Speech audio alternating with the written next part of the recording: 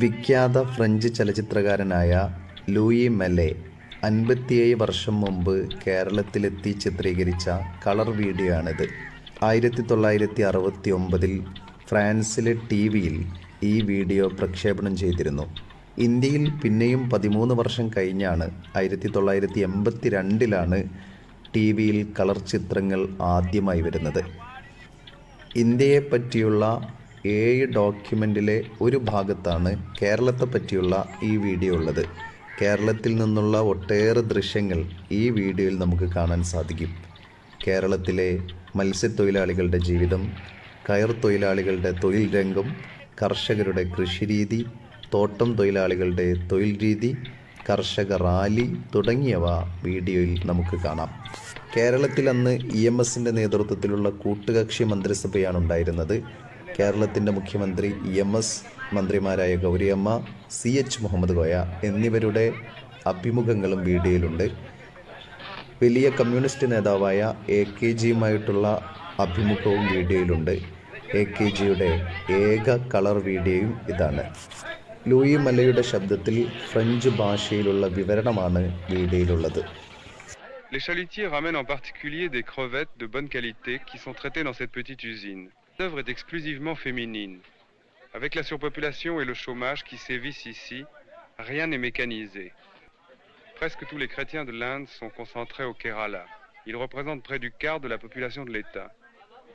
Cette communauté serait très ancienne, puisqu'elle prétend remonter à saint Thomas l'apôtre, venu ici d'après la tradition convertir les Indiens.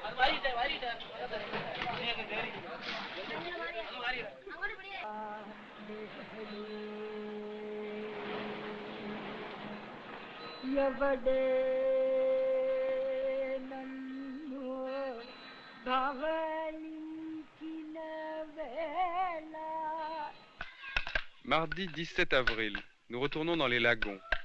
Même l'écorce des noix de coco est utilisée. Les villageois la font tremper dans l'eau pendant 6 mois, puis ils la battent pour en détacher la fibre que les femmes ensuite démêlent et filent sur des rouets primitifs. Ce n'est pas une matière de premier choix, mais on en fait de la ficelle ou des nattes grossières.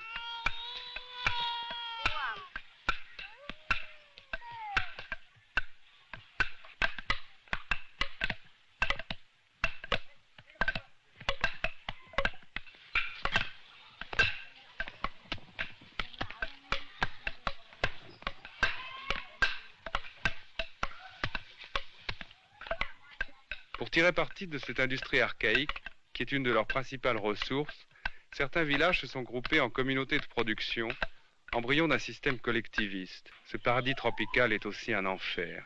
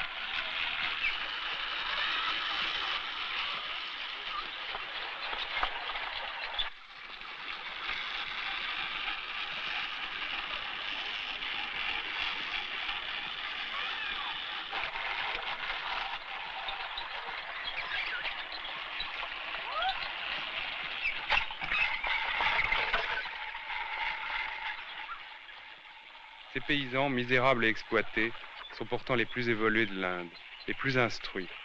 Le taux d'alphabétisation du Kerala est le plus élevé du pays. Il n'est donc pas surprenant qu'ils soient aussi les plus politisés.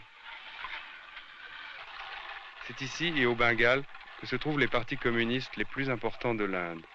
Le premier ministre du Kerala est communiste. Je me suis posé beaucoup de questions sur les communistes indiens. Tout au long du voyage, j'ai interrogé des dirigeants sur leur force réelle dans le pays, leur tactique, leur division en deux grands partis rivaux, qu'on appelle bizarrement ici communistes de gauche et Dimanche 15 avril, grande manifestation communiste à Trivandrum, capitale du Kerala. «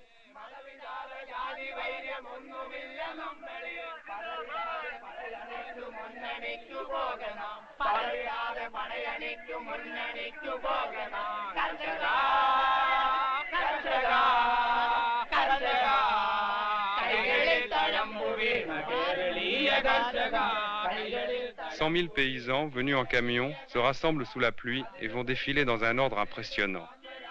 La manifestation a deux buts contradictoires. D'une part, soutenir Namboodiripad et son gouvernement. C'est presque un défilé officiel avec l'appui du pouvoir.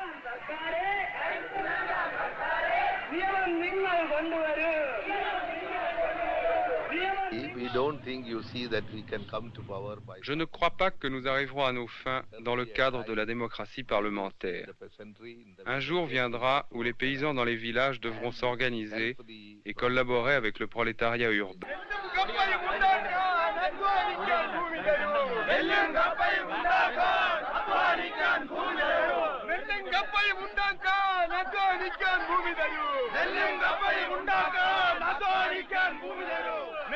Qui ont provoqué cette scission. Certains d'entre nous voulaient collaborer avec le parti du Congrès, le parti qui est actuellement au pouvoir à Delhi. Nous avons rompu avec eux. Madame Gauri Thomas, ministre de l'Alimentation du Kerala, est un exemple pittoresque de... Mohamed Koyas illustre le paradoxe de ce gouvernement de coalition.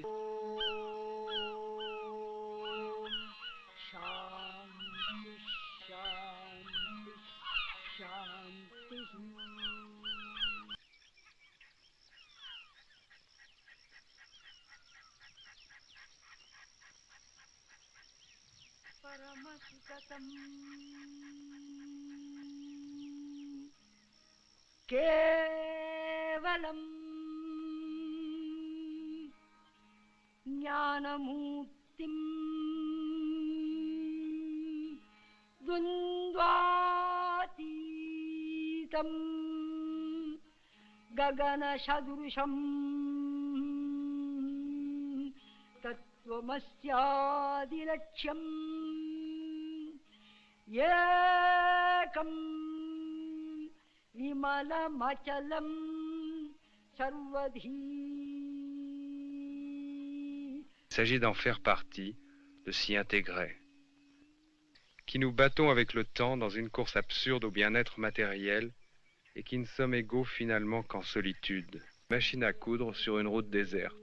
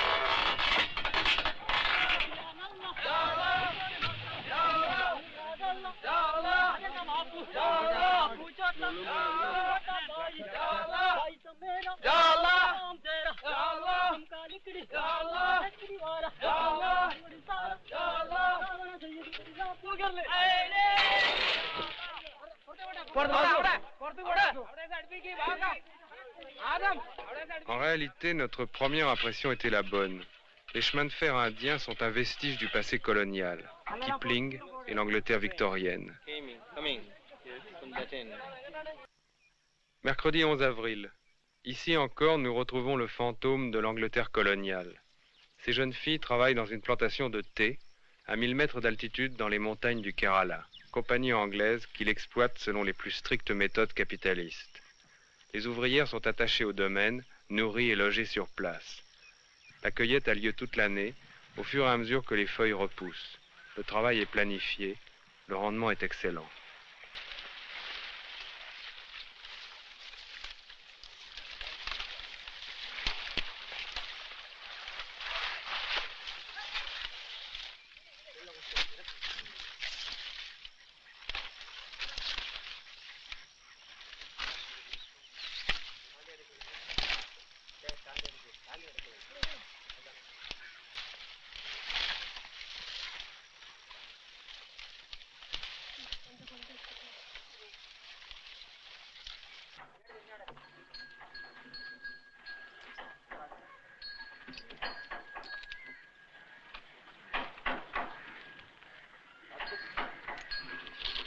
En redescendant vers la côte, nous filmons d'autres éléphants, mais ce sont des esclaves.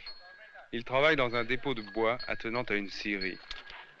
Intelligents et dociles, très puissants, ils coûtent moins cher qu'un bulldozer ou un tracteur.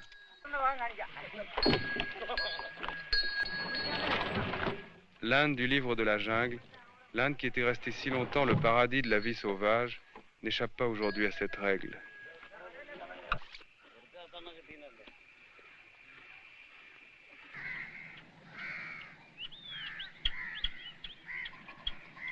Lundi 16 avril, près de la ville de Cochin, le long de la mer, nous découvrons un admirable paysage de lagons et de canaux.